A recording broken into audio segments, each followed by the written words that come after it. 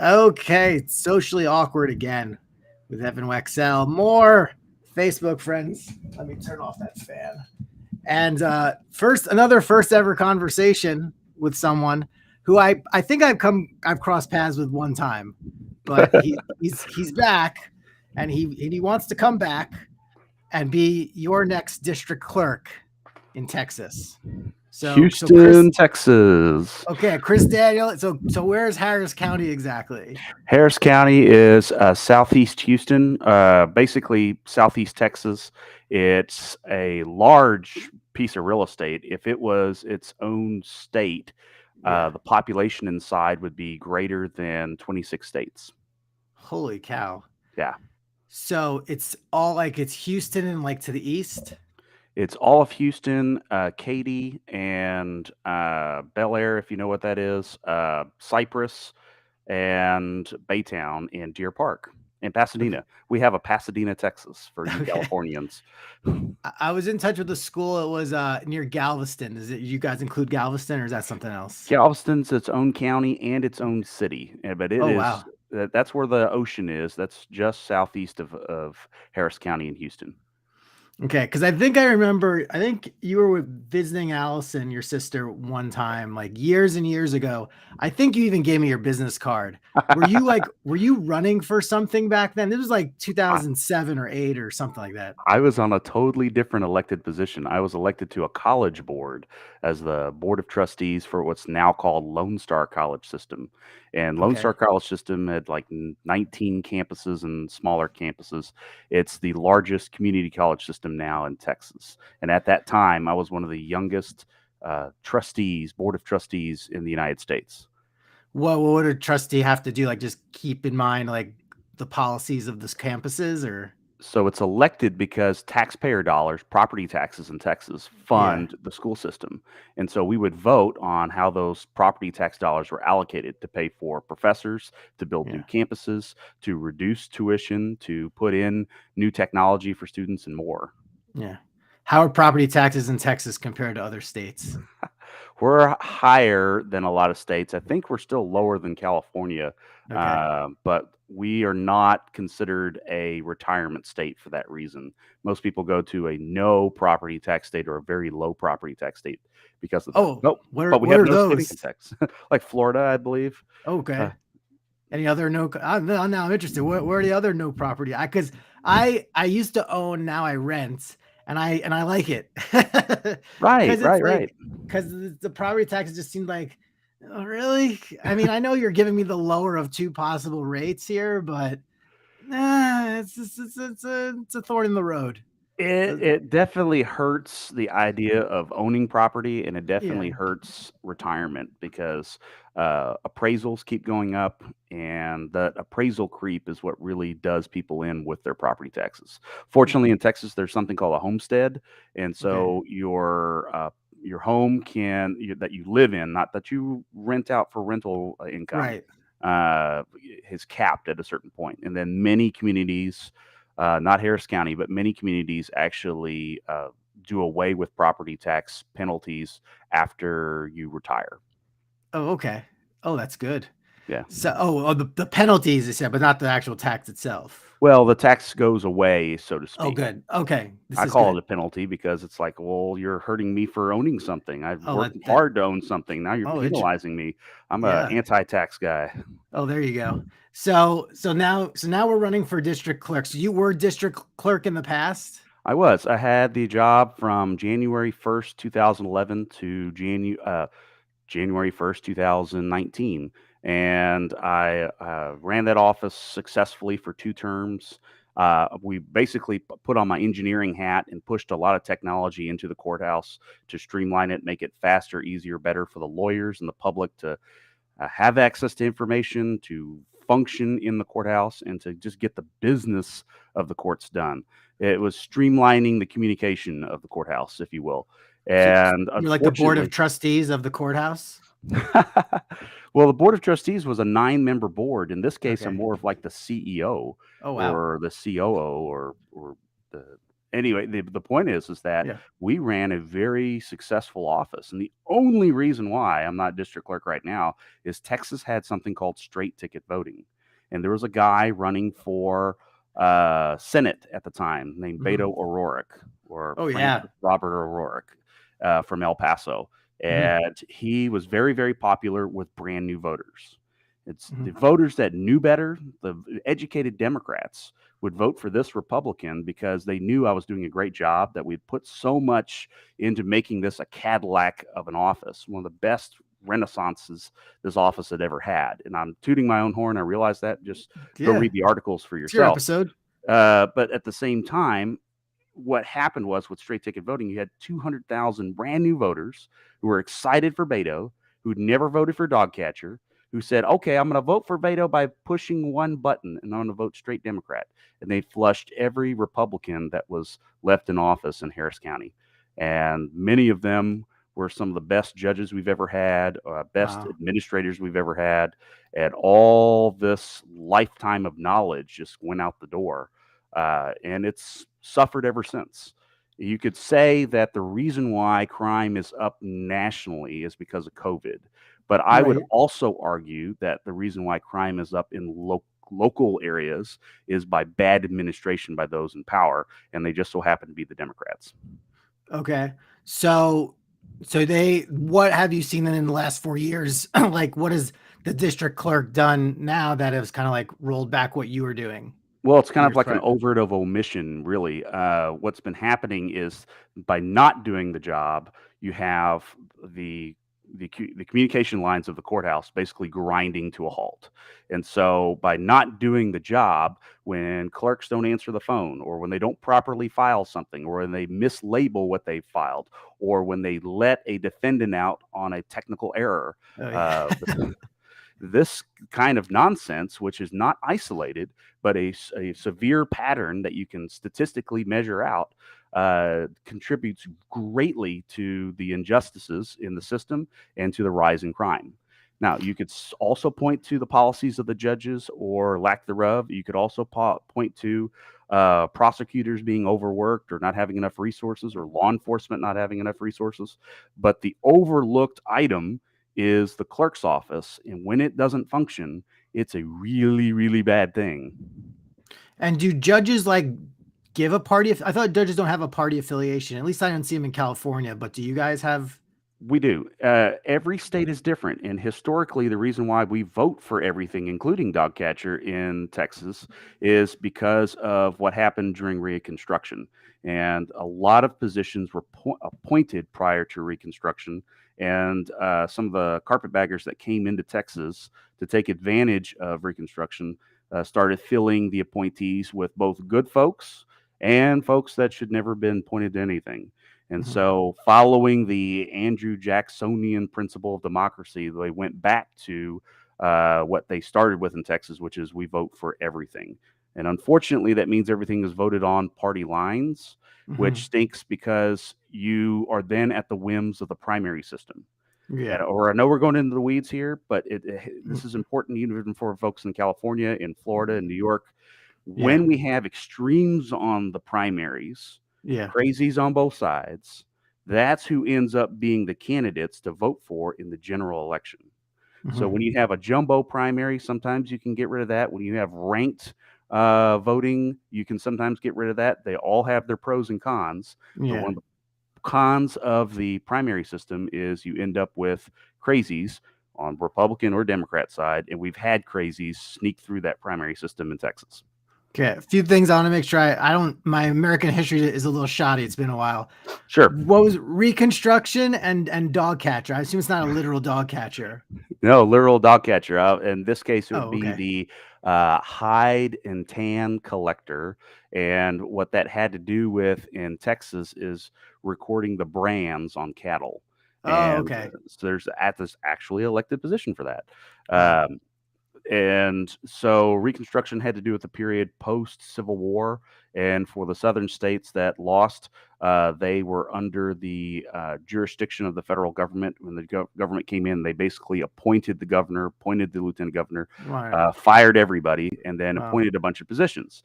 And that worked as a stopgap until it was being taken advantage of by less than nice people from the north. And so then you had this confusion and then this antagonism that was being created by both the North and the racist Southerners that were trying to take advantage of the confusion and get back in power. And so, with both hands being unclean, you had a very nasty system, and Texas decided to solve that by having a new constitution after Yeah. 1875 that basically said, that's it, we're going to vote for everything. I mean, I've seen, obviously you said like Democrats blew off everything. I mean, it was unique because like last year in where I'm from, Long Island, there was like, which is, Long Island can be pretty blue, but Yeah. they like, they blew out the blue side and Right. then all red came in. So I just, it can kind of go back and forth either way, but I guess as you're trying to get back in, is this like, is district clerk something you, I guess, don't mind doing as like for your next extended period of time? Like, did you enjoy the job that much that you wanted to come back to it? Yeah, that's a great question. I actually had no plans for running for this job because I had ended cycle on it and said, okay, we're going to move on to the next thing. But the lawyers kept begging me. I was getting phone calls every single day. Please come back. It's horrible. It's awful. I can't get this done. They're not answering the phones. I can't get this filing through. The judge can't even see what I'm filing because the clerk mishandled it. Please come back. And Yeah. so after 6 months of that, I said, okay, we'll start putting the plans in motion to see if we can take back this office. And we've been carefully been putting all the pieces on the table for the last 4 years. And fortunately or unfortunately, fortunately for me, unfortunately for the public, the incumbent's her own worst enemy. Her Yeah. stats are in the toilet, and her ability to communicate to the core constituencies, which is the judges and the lawyers and the public showing up at the Right. courthouse, is terrible.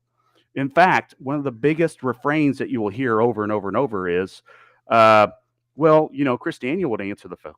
Chris Daniel, I could call his personal cell phone. Chris Daniel would answer his email even when he was on vacation. Chris Daniel would have this solved in a matter of hours. How come I can't get a hold of anybody? And then finally, one of the chiefs of staff said, okay, that's it. I'll be the Chris Daniel. You give him my cell phone. And even that didn't work. So, yes, it's a hat that I'm very willing to wear for the next 4 years to basically restore order and then be able to do a proper handoff. Because you have this phenomena where if you have something that's doing really, really, really well, it's you could say it's in a state of power.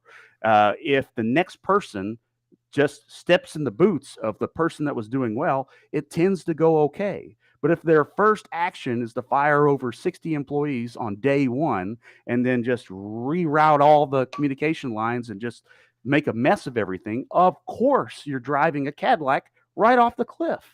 And you're going to have this crash of everything that's been going well. Was there an opportunity to do that handoff with her, or she wasn't receptive? We tried to do a handoff with her. In fact, we thought we were doing a seamless transition, only to find out that she had her own agenda, that her two chiefs of staff that she brought in had their own agenda as well, because they were former employees with an axe to grind. Yeah. And on day one, they let 60 people go. Within 3 months, they had to let go over 80 people. And it got so bad that they had to try to beg to have some of those people come back because they had cut too deep and they really didn't know that they had lost all this institutional knowledge and couldn't perform the basic duties anymore. Is she running to re-election? Is she running against Yes. you? Okay. And the irony is that her way of painting it is, it's the difference between CNN and Fox News. All my friends are telling me how wonderful I am. And if you listen to Mr. Daniel, you hear how awful it is.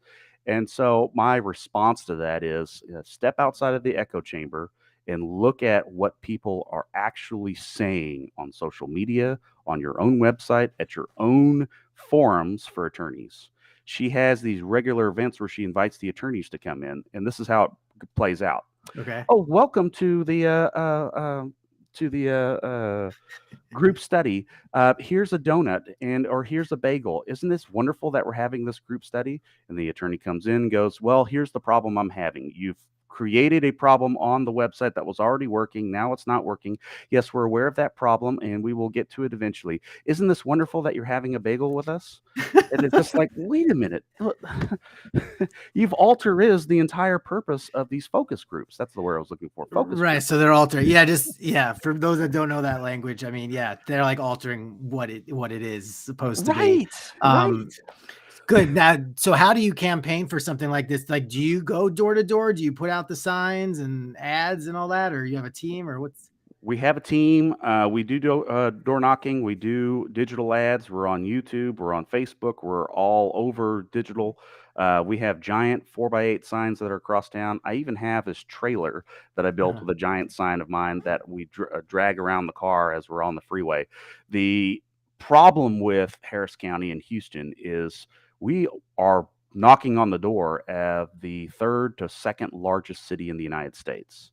When I lost in 2018, I still had more votes than the winner for governor of the state of Utah, just to put it in perspective here. Yeah. And so, how do you touch that many people? Well, a lot of it has to do with the whole team. If you run as an individual, you're not going to be that successful. But if you run as a team with the rest of the judges, with law enforcement, with the governor, the lieutenant governor, the state reps, everybody that's on the ticket, we have over 80 candidates on the ticket. Okay. It's a long ballot. When you run as a good team, then you'll get the voter in the habit of saying, okay, this guy's doing a good job. This guy's doing a good job. I've heard of this guy. This guy needs to come back. And that pattern starts to play out so that we can all win on what is essentially a wave. So it's like an alliance, like you're all like promoting each other. Bingo. So it all kind of works together. All boats pull the same direction. Okay. And I guess, does national politics really like ever influence how this stuff goes? Oh, it does. Even if it's just like your county. No, I'll give you an example. For example, the pro-life movement, the abortion movement, whichever side of the fence you're on that, has nothing to do with the district clerk's office. I have no power over that whatsoever. And yet you will have people that say, oh, he's Republican, therefore he must stand for, or he must be against, or what have you. Right. And unfortunately, we were 5 points ahead or more before the Supreme Court came down and ruled on abortion. And when that happened in June or July of this year, it suddenly flipped 10 points the other way. As crazy. Things have finally calmed down, people have realized that this was not as sweeping of a ruling as they thought it was. It was more of a let's return to the states the states' right to decide this issue. Right. And so that has calmed down a bit. Guns are still a big issue. Uvalde, the way that was handled is a big issue. But you will see that as common sense starts to come back into the conversation and less of the rah, rah, rah, rah, rah rhetoric of the media, that people are then saying, okay, is this an issue that the district clerk's office can handle? No? Okay, let's put that aside. Is this an issue that the district clerk's office can handle? Yes. Well, who did a better job or who didn't do the job at all? And that's becoming a better conversation with the candidates as we move forward. Okay, because we usually hear like with national, it's like, but your economy, abortion, gun rights, crime, price of food and gas. What are the district clerk's really relevant bullet points that would be, what would you guys say? Crime is the one of those 5 that we can have an influence over. And again, it's almost by an act of omission. If the clerk doesn't do their job, you really feel it. When the clerk performs and performs adequately, it doesn't even have to be doing a great job, just an adequate job. Things still work and move at the courthouse. But when they don't, or there's a true failure or a true upset of the duties and so forth, crimes is a gross consequence of that. And people are really, really, really feeling that. That's the number one issue by a mile that are on the top of mind of voters in at least Houston or Harris County is crime. Second is the inflation. And then all the other issues are distant third, fourth, and fifth. Okay. Because I know in California, like a lot of people complain there's a smash and grab.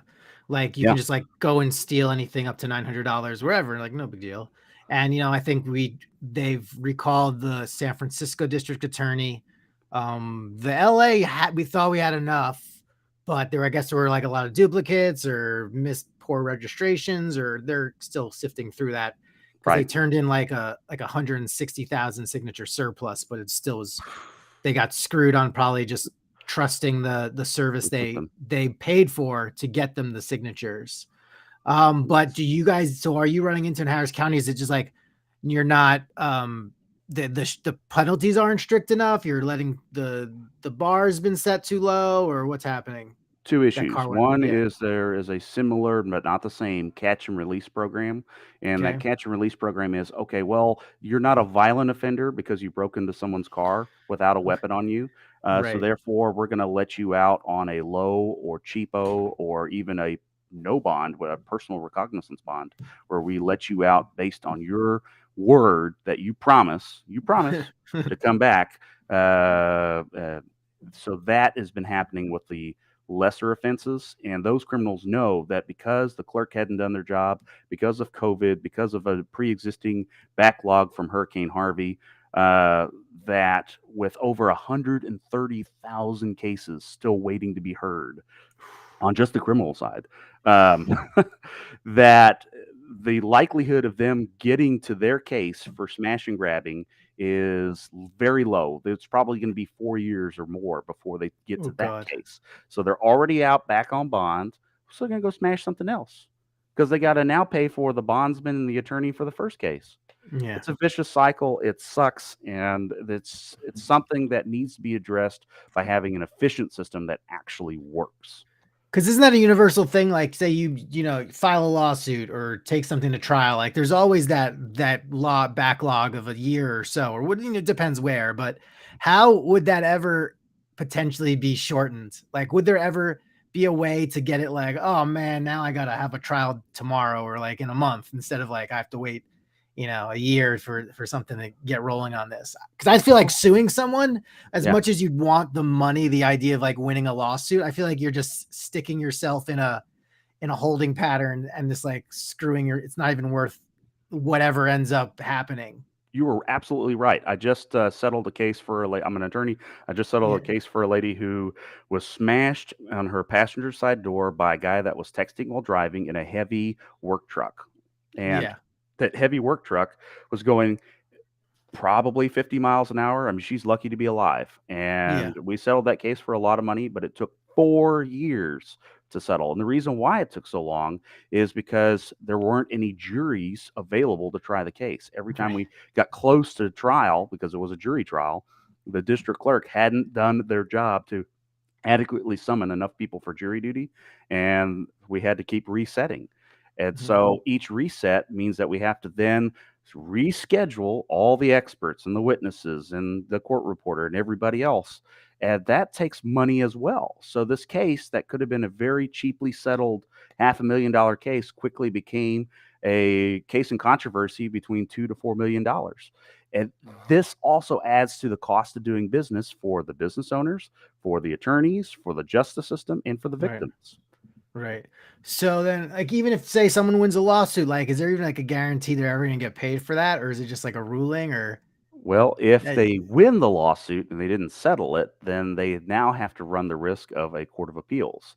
And the court of appeals is less backed up than the district Right. courts, Right. but that's still a process too.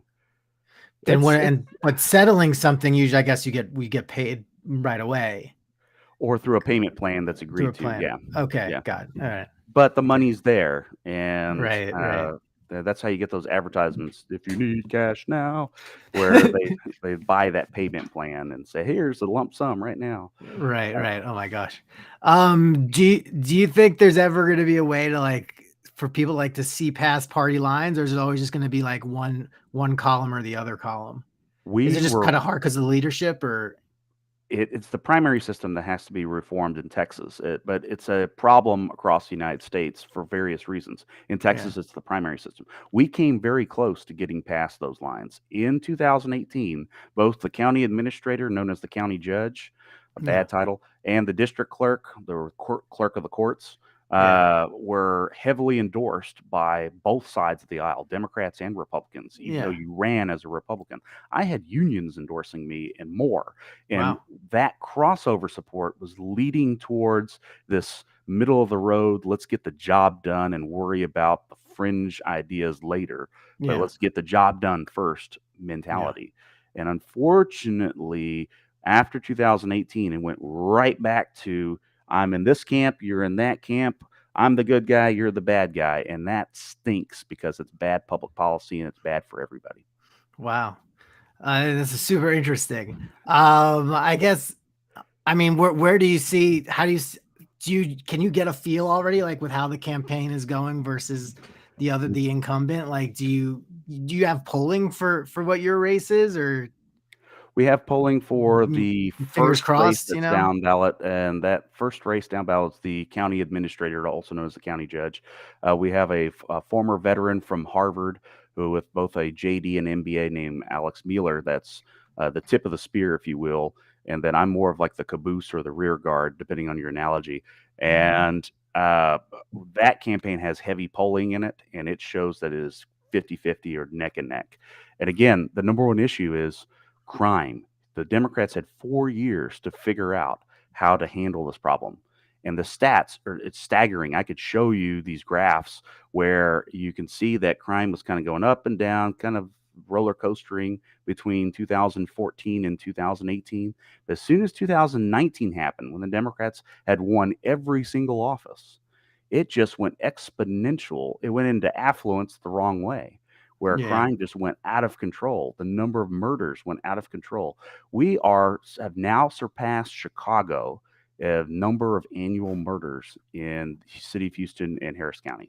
Jesus, That's how bad it is. And it's like, well, why isn't that making national news? I don't know. I guess because the Democrats are in charge. or the Texans are really bad, so maybe people are upset about that. Well, my Astros are doing great. They just won Oh the yeah. Go Astros, baby. Well, yeah, we'll see. We'll see if the Yankees get their act together.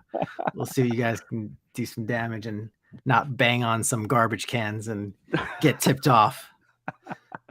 Cool. We were vindicated by that because Boston's unclean hands came out, Yankees' unclean hands came out, Sure. and even LA's unclean hands came out. And finally, everybody said, "Okay, we'll leave the Astros alone. Those poor Astros." Sure.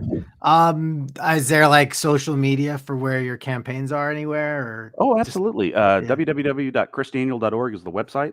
The @ Daniel #4 clerk for Instagram, Twitter, and for Facebook. And we are also on YouTube for the same. And it's exciting to get the use of that new technology. Hell, we even have a TikTok page.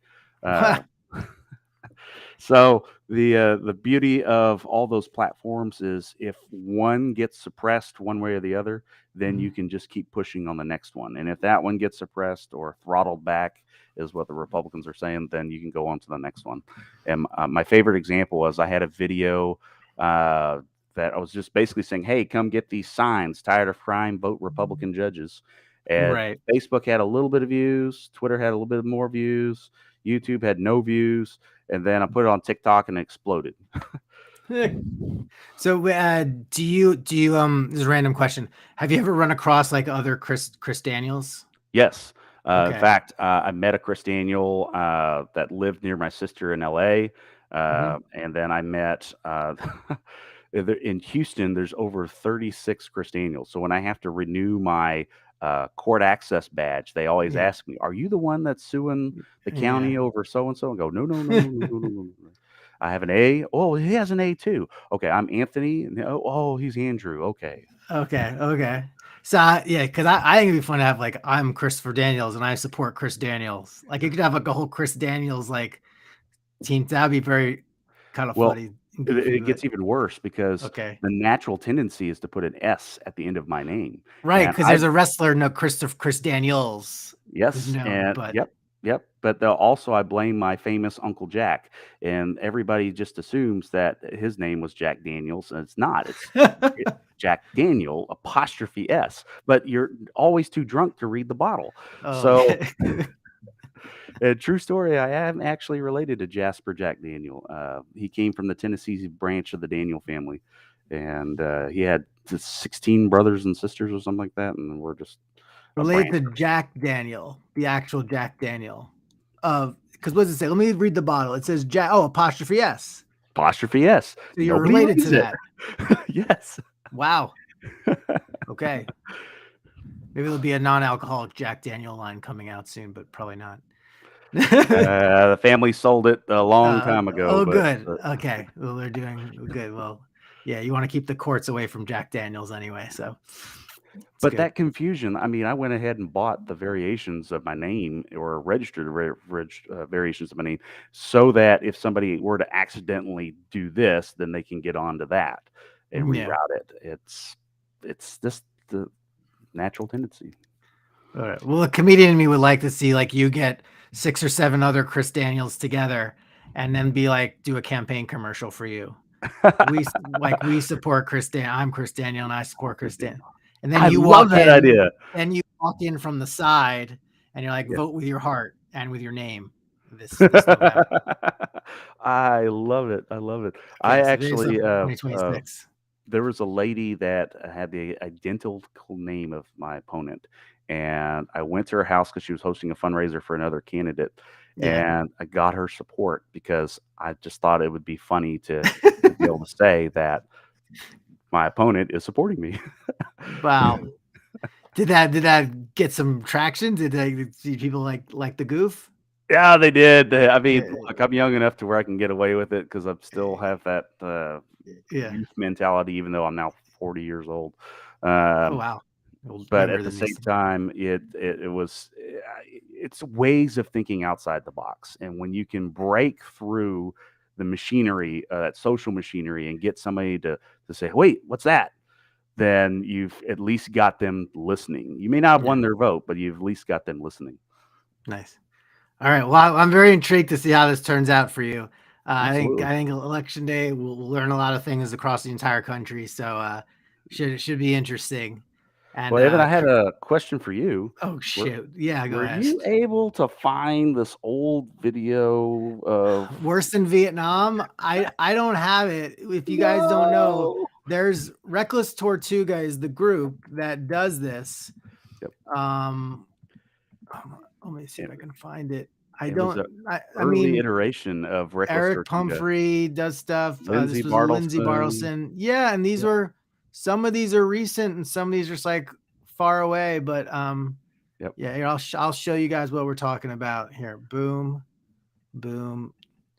There's the Reckless Tortuga people like this. So here's, I guess they're doing like they're gamers and they do creative and all kinds of stuff. But yeah. They had a MySpace page when I was first running for Lone Star College because Facebook was restricted to college. You had to have a .edu in order to be on Facebook.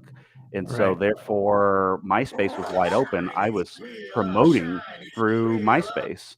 And so I hooked up with Eric and Lindsay and their new page, and they were promoting these funny skits and funny songs. And that's where I first found it, was on MySpace. My wife would probably have it tucked away. Basically, Worse Than Vietnam was just like a music video about, I guess it's an elevator pitch would be like a bunch of young, like teenage girls lamenting about life and saying it's worse than Vietnam. Right. Then they, with melody. And with a melody. There were other songs in that whole like collective, but yeah, the worse than Vietnam had some great parts on. I mean, it popped the crowd. It started the whole Reckless Tortuga movement because that's how you had Tommy Savas and all these other guys come in and do these amazing skit videos that I was an early fan of and just kept following the crowd because these are guys I grew up with. I went to school with Eric. I hung out with Tommy since he was a elementary school, even though he lived in New York, and we'd meet up all the time in Florida. And it was just such a small group of guys that were doing these really cool outside the box ideas. And so it was kind of inspiration for me on the political side. Let's see what we can do that's outside the box. Okay, how about we have a boxer show up to jury duty and then do a mini boxing match just for kicks to entertain people while they're waiting to be sat for jury duty. Okay. Like, why? Well, why not? Yeah. So I think, I mean, they're around, they're still doing their thing. So Yeah. I'm sure they'll appreciate the plug. The official sketch comedy group of the Chris Daniel campaign. So there we go. All right, awesome. So yeah, I want to see how this goes, and we will get the word out very Well, soon. it's November 8th, and if you're really interested, you can go to harrisvotes.org to follow the election results on election night. They're going to roll out the results in 2 stages. Early voting will be released at approximately 7:01, and so we'll know how early voting kind of went, and we'll have a trend to follow to see if we're in the hunt or not going into the night. Yeah. Historically, the Democrats have not done a great job of returning election results timely. So it may be the next couple of days before we find out who the winner is, but we'll have at least an idea of where it's going based on early voting. Yeah, I guess it all depends on the mules. Mhm. Hey, What a horrible thing to worry about. elephants have a long memory. We'll go with that. Okay. All right, sounds good. And yeah, well, thanks for hitting me up, and we'll see what I love it. happens. I love All it. Evan, keep up the good work, man. All right.